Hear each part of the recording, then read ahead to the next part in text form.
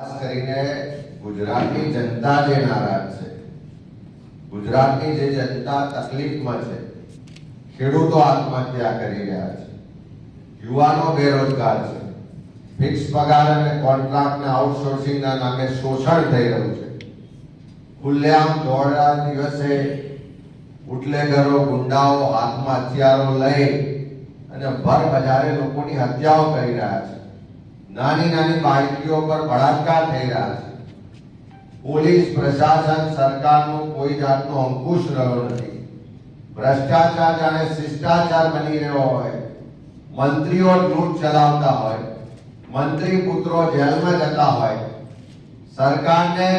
50% કરતા વધારે કેબિનેટ મંત્રીઓને ઘેર મોકલવા પડતા હોય, 50% કરતા વધારે રાજ્ય કક્ષાના મંત્રીઓને ઘેર મોકલવા પડતા હોય, જે ગૃહ રાજ્ય મંત્રી સૌથી ફેલ ગૃહ રાજ્ય મંત્રી છે, જેના સમયગાળામાં સૌથી વધારે દારૂ ડ્રગ્સની બધી વધી, સૌથી વધારે બળાત્કાર હત્યાઓ થઈ, સૌથી વધારે ગુંડાઓ બેફામ થયા, સૌથી વધારે ખનન માફિયાઓ, ભૂમાફિયાઓ બેફામ થયા, એવા મંત્રીને પ્રમોશન મળતું હોય, પ્રજાનો કોઈ અવાજ સંભળાતો ના હોય, આખી દાદાની સરકાર ખાડે ગઈ હોય, કોઈ જાતનો અંકુશ ના રહ્યો હોય, એવા સંજોગોમાં પ્રજાની જે તકલીફ છે, પ્રજાની જે પીડા છે, જે સમસ્યાઓ છે, પ્રશ્નો છે, જે આક્રોશ છે, એને વાચા આપવા માટે પ્રદેશ કોંગ્રેસ સમિતિ આ જનાક્રોશ યાત્રાની શરૂઆત કરવા જઈ રહી છે. અત્યારે કોઈ ચૂંટણીઓ પણ નથી, અત્યારે કોઈ મત પણ લેવાના નથી, અત્યારે કોઈ સરકાર પણ બદલવાની નથી, પણ જે જનતાના ટેક્સના પરસેવાના પૈસા સરકારની તિજોરીમાં જમા થાય, એ પૈસાથી રાજ્ય સરકાર એનું બજેટ બનાવે,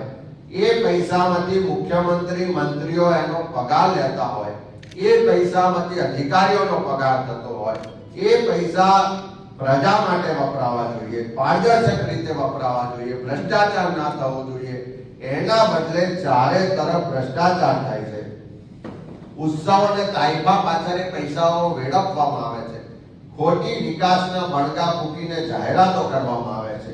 અને સરકાર કોઈનું સાંભળતી નથી. પોલીસ અને પ્રશાસન દ્વારા ડર અને ભયનો માહોલ ઉભો કરી જે પ્રજાનો અવાજ દબાવવાનો પ્રયત્ન થાય છે, આ બધાનો અવાજ બનવાનું કામ આ યાત્રા કરશે. આ બધા પ્રશ્નોને ઉજાગર કરવાનું કામ યાત્રા કરશે. સરકારનો જે ભ્રામક પ્રચાર છે, વિકાસના નામે જે ગુલાબી પિક્ચર બતાવવામાં આવે છે, એની સાચી હકીકતો આ યાત્રાના માધ્યમથી ઉજાગર કરીશું. જે શિક્ષણની વ્યવસ્થાઓ ખોરંભાઈ છે, જે શિક્ષણની ગુણવત્તા કથળી ગઈ છે, કાયદો વ્યવસ્થાની પરિસ્થિતિ કથળી ગઈ છે, ગામડામાં આંગણવાડી કેન્દ્રોમાં કરોડો રૂપિયા ખર્ચ્યા પછી પણ કુપોષણ વધ્યું છે.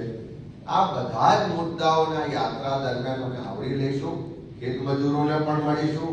કામદારોને પણ મળીશું, મહિલાઓ સાથે પણ સંવાદ થશે, ખેડૂતો સાથે પણ સંવાદ થશે, યુવાનો જે રોજગાર માટે સંઘર્ષ કરી રહ્યા છે એમને પણ મળીશું, સામાન્યમાં સામાન્ય વર્ગના લોકોના યાત્રા દરમિયાન મળીશું, એના પ્રશ્નો જાણીશું, એની ફરિયાદો, એની સમસ્યાઓ છે, એનો અવાજ બનવાનું કામ આ યાત્રા કરશે. હું માનું છું કે આ જનાક્રોશ યાત્રાના માધ્યમથી આવનારા સમયમાં જે પરિવર્તનનો શંખનાદ થવાનો છે, એની શરૂઆત અમે 21મી તારીખથી કરવા જઈ રહ્યા છીએ.